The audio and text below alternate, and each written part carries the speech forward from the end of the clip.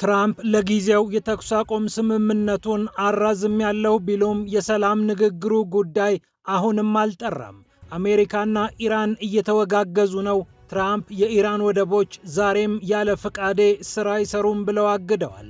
ኢራን ደግሞ አልበገርም እያለች ትገኛለች። ኢራን በየቀኑ በመቶ ሚሊዮን ዶላሮች እያጣች ነው ያሉት ትራምፕ ወደ ንግግሩ እስክትመለስና አንዳች ነገር እስኪፈጠር ድረስ እገዳው ይቀጥላል ብለው ዝተዋል። ኢራን ደግሞ በተጽዕኖ አልንበረከክም እንዳለቻለች። የነዳጅ ዋጋ ከፍ ዝቅ በሚልበት በዚህ ሰዓት ቻይና ለዜጎቿ የነዳጅ ዋጋ ላይ ያደረገችው ቅናሽም እያነጋገረ ይገኛል። እንዲሁም የመኖች ዝተዋል። የየመኑ ሁቲ የተኩስ አቁም ስምምነቱ ተጥሶ ዳግም ወደ ግጭት ከተገባ ወዮ ለእስራኤል ወዮ ለአሜሪካ ብሏል። እኛ ገለልተኛ አይደለንም፣ ከኢራን ጎን እንቆማለን ሲል የየመኑ ሁቲ አሳውቋል።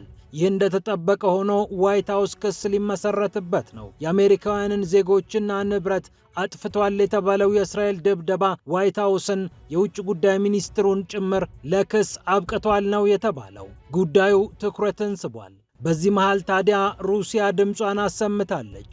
ጦርነቱ እንዴት መቆም እንደሚችል የምናውቀው እኛ ነን ብለዋል የሩሲያው ፕሬዝዳንት ቭላዲሚር ፑቲን። ጀርመን ደግሞ አዛውንቶችን ወደ ጦር ሜዳ ልካለሁ እያለች ነው።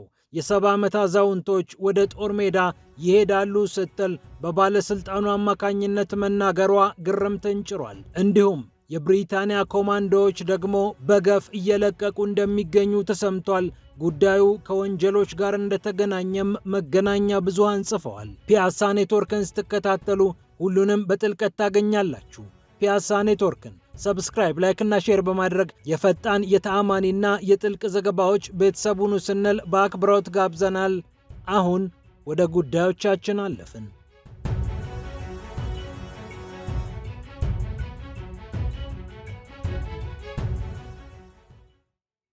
የአሜሪካው ፕሬዝዳንት ዶናልድ ትራምፕ ላልተወሰነ ጊዜ ከኢራን ጋር የገቡበትን የተኩስ አቁም ስምምነት ቢያራዝሙም የኢራን ወደቦች ስራ እንዳይሰሩ አግጃለሁ ማለታቸውን ቀጥለዋል። ኢራንን በየቀኑ 500 ሚሊዮን ዶላር እና ከዚያ በላይ እያከሰርናት እንገኛለን። ይህንን ካላደረግን ኢራን ወደ ድርድሩ ጠረጴዛ አትመጣም ሲሉ ተናግረዋል። ከፓኪስታን ጥያቄ መጥቶላቸው የተኩስ አቁም ስምምነቱን እንዳራዘሙ የተናገሩት ዶናልድ ትራምፕ ምክትል ፕሬዝዳንታቸውን ጄዲ ቫንስን ወደ ፓኪስታን ኢስላማባድ ሳይልኩ ቀርተዋል።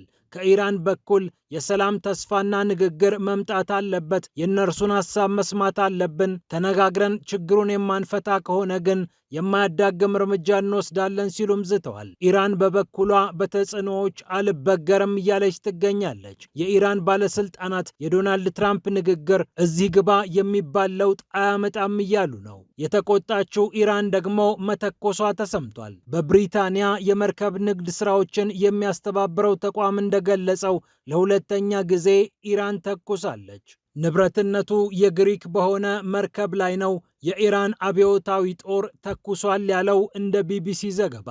ኢራን በሆርሙዝ ሰርጥ አትተላለፉ ብላ ጥብቅ ትዕዛዝ ካወጣች በኋላ ይህንን ተላልፈው በተገኙ መርከቦች ላይ እየተኮሰች እንደምትገኝና የሆርሙዝ ሰርጥን ማን እንደሚቆጣጠረው እያሳየች ትገኛለች።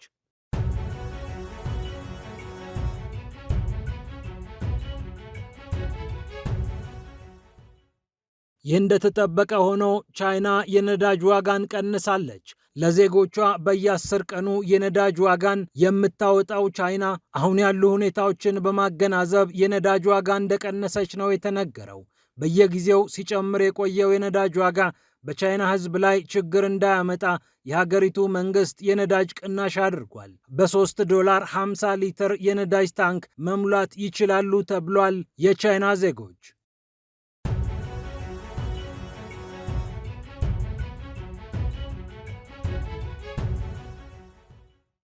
ይህ እንደተጠበቀ ሆኖ የየመኑ ሁቲ ዳግም ዝቷል። እኛ ገለልተኞች አይደለንም፣ ከኢራን ጎን እንቆማለን ያለውና በመሪው አብዱል ማሊክ አልሁቲ አማካኝነት መግለጫ የሰጠው ሁቲ ግጭቱ የሚባባስ ከሆነ የተኩስ አቁም ስምምነቱ የሚጣስ ከሆነ እንደምንገባበት እወቁ ሲል ተናግሯል። የአካባቢያችን ችግር ኢራን አይደለችም፣ የየመን ግንባርም የሊባኖስ ግንባርም አሊያም የሂዝቦላህ መሳሪያዎች አይደለም፣ እስራኤልና አሜሪካ ናቸው ጠላቶቻችን ሲል ሁቲ አሳውቋል። የቡድኑ መሪ አብዱል መሊክ አልሁቲ እንደተናገሩት ግጭቱ የሚቀጥል ከሆነና ወረራው የሚስፋፋ ከሆነ የየመኑ ሁቲ የማያዳግም እርምጃ ይወስዳል። ኢራን በቀይ ባህር በኩል ሊኖር የሚችለውን ፍልሚያ ለሁቲዎች አደራ የሰጠች ሲሆን በየትኛውም አይነት ሁኔታ ኢራንን አጣብቂኝ ውስጥ የሚከት ችግር ከተነሳ የየመኑ ሁቲ በቀይ ባህር ላይ ጥቃት እንደሚፈጽም በተደጋጋሚ ተነግሯል። ኢራንም ይህንን ብላለች፣ ሁቲዎችም ይህንን አረጋግጠውታል።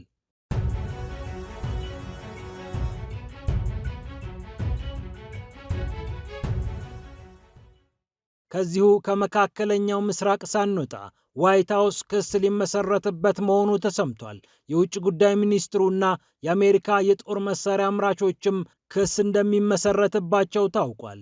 የአረብ አሜሪካውያን የሲቪል መብቶች ሊግ ነው ክሱን ይመሰርታል የተባለው። ዋይት ሃውስን ጨምሮ የአሜሪካ የውጭ ጉዳይ ሚኒስቴር መስሪያ ቤትን፣ ሚኒስትሩን ደግሞ እንደ ግለሰብ፣ ከዚያ በተጨማሪ ደግሞ የጦር መሳሪያ አምርተው ለእስራኤል የሚያስተላልፉ የአሜሪካ ኩባንያዎችን ተቋሙ ለመክሰስ አስቧል ተብሏል። የአረብ ደም ያላቸው አሜሪካውያን ጥምረት የሆነው ቡድኑ ይህንን ክስ የሚመሰርተው በደቡብ ሊባኖስ የተፈጸሙ ድብደባዎች የአሜሪካውያንን ዜጎች ሀብትና ንብረት ያወደመ፣ በርካቶች እንዲሞቱ ምክንያት የሆነ ነው በሚል ነው። ለዚህ ደግሞ አሜሪካ ሆን ብላ እያወቀች ድብደባው እንዲፈጸም አድርጋለች፣ የጦር መሳሪያም አቀብላለች በሚል በአሜሪካ ተቋማት ላይ የአሜሪካ ዜጎች ክስ ለመመስረት እንገደዳለን ብለዋል።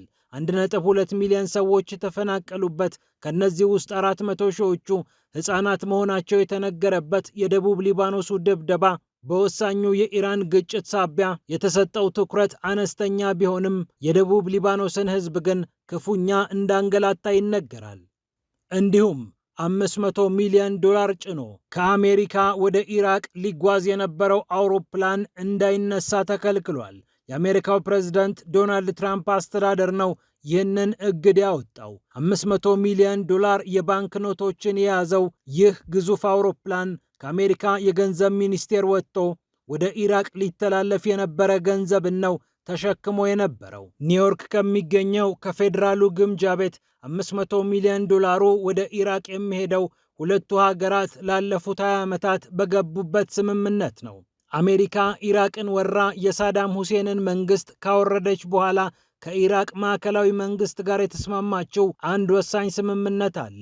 የኢራቅ ነዳጅ በዶላር እንዲሸጥና የሽያጩ ገንዘብም ኒውዮርክ በሚገኘው የአሜሪካ ገንዘብ መስሪያ ቤት እንዲቀመጥ። ከ90 በመቶ በላይ የሚሆነውን የሀገሪቱን ዶላር ትቆጣጠራለች የምትባለው አሜሪካ በኢራቅ ፖለቲካም የፈለገችውን ባለስልጣን አንሱልኝ አስቀምጡልኝ እንደምትል ይታወቃል። በቅርቡ አክራሪ የሺያ መንግስት ሊመሰረትብኝ ይችላል ብላ ይህንን ገንዘብ አትጠቀሙም ብላ ስታስፈራራ የቆየችው አሜሪካ አሁን ባለው ወቅታዊ ሁኔታ ኢራቅን ለማስፈራራት ይህ አውሮፕላን እንዳይነሳ አድርጋለች ነው የተባለው። የኢራቅ ማዕከላዊ ባንክ የዶላር እጥረት እንዳይገጥመው አሜሪካ በየዓመቱ በ100 ሚሊዮን ዶላሮች የሚቆጠር ገንዘብ በአውሮፕላን ጭና ትልካለች።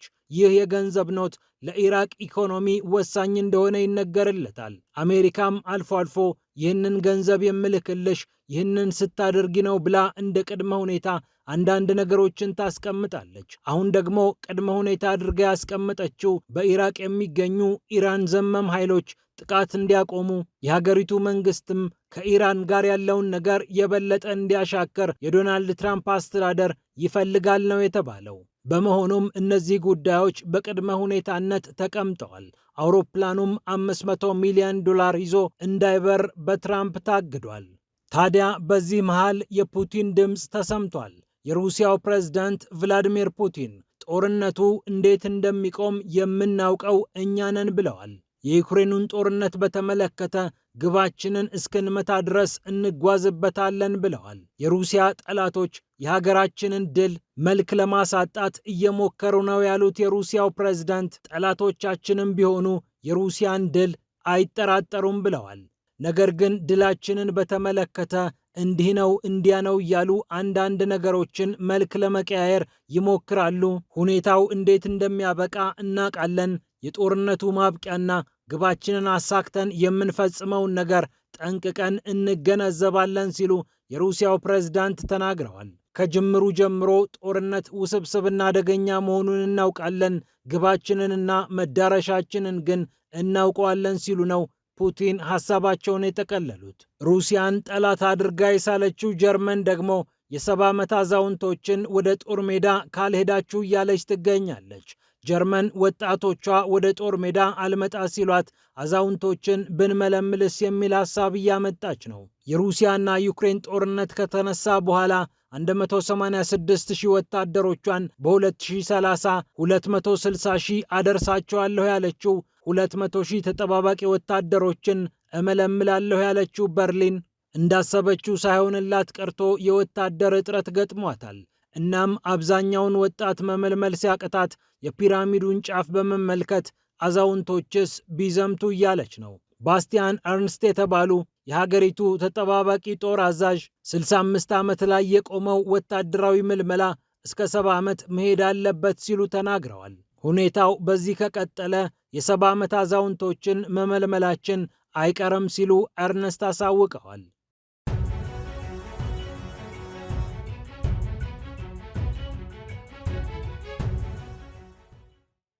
በመጨረሻም የብሪታንያ ኮማንዶዎች ከስራቸው እየለቀቁ ነው ተብሏል።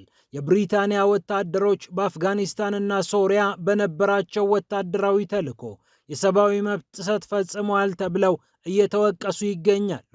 በብሪታንያ ወታደር ተጠቃው፣ እንዲህ አይነት ነገር ደረሰብኝ የሚሉ ድምፆች በመበራከታቸው ነው የብሪታንያ ልዩ ኃይሎች ከኃላፊነታቸውና ከስራቸው እየለቀቁ የሚገኙት ተብሏል። በሰሜን አየርላንድ፣ በሶሪያ፣ በአፍጋኒስታን ከ2010 እስከ 2013 እንደ አውሮፓውያን አቆጣጠር በነበሩት ዓመታት በሰብአዊ መብት ጥሰት ታምተዋል የተባሉ ወታደሮች ነገሩ አላምር ብሏቸው ከኃላፊነታቸው እየለቀቁ ይገኛሉ።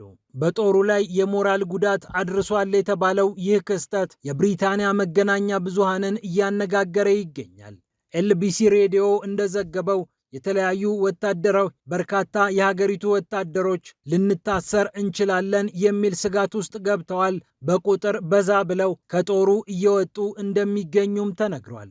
በቅርቡ 242 የብሪታንያ ኮማንዶዎች በመሰል ክስ ስማቸው እንደተነሳም ነው የተነገረው። ቢቢሲ ከጥቂት ዓመታት በፊት በሰራው ምርመራ 54 ዜጎች ልክ ባልሆነ መንገድ በብሪታንያ ኮማንዶዎች ተገድለዋል ብሎ ዘገባ ማውጣቱ ይታወቃል። በተለይ ሄልማንድ አፍጋኒስታን ውስጥ ነው በርካቶችን የብሪታንያ ወታደሮች አለ ፍርድ ገድለዋል የተባሉት። አንዳንዶቹ የሰብአዊ መብት ጉዳቶች ከዓመታት በፊት የተፈጸሙ ቢሆንም የብሪታንያ ወታደሮች ግን ከዛሬ ነገ እንከሰሳለን፣ ስማችን ይጠፋል በሚል ከጦሩ መልቀቅን መርጠዋል እየተባለ ይገኛል። ፒያሳ ኔትወርክን ስትከታተሉ ስለቆያችሁ ክብረት ይስጥልን ብለናል። ፒያሳ ኔትወርክን ሰብስክራይብ፣ ላይክና ሼር በማድረግ የፈጣን የተአማኒና የጥልቅ ዘገባዎች ቤተሰቡን ስንል በአክብሮት ጋብዘናል። ሰላም ለዓለማችን።